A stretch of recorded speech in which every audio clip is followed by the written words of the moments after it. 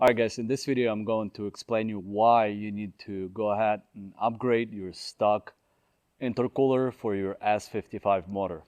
So right now, as you can see, I have a VRSF intercooler in my left and a stock intercooler on my right. And the reason I'm holding the one on the left, the black one, is because the stock intercooler failed on me. And it failed internally. Let me put these down because they're very heavy. Especially the VRSF. I'm gonna show it to you before I drop it and get to the explaining part.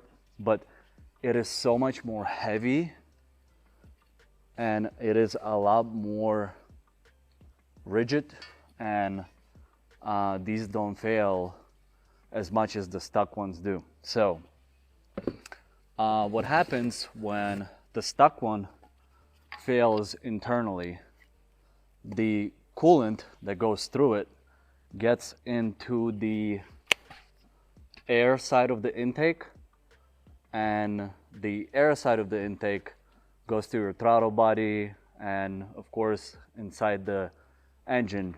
And if you get coolant inside your throttle body, it goes into your motor.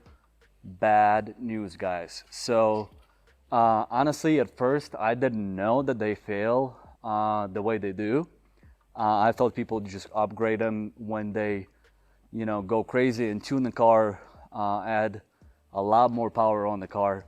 My car is not tuned, it's stock power, and it still failed on me at 60,000 miles on a dot. So, and I got a little bit of coolant into my J pipe.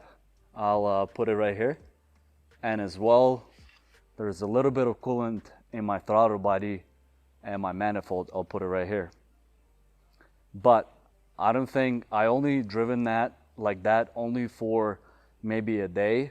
I don't think there's a lot of coolant got inside my motor, but I will clean my valves anyway with the spray valve cleaner. But basically, the moral of the story is you have to, as a precaution, you have to swap these out, guys.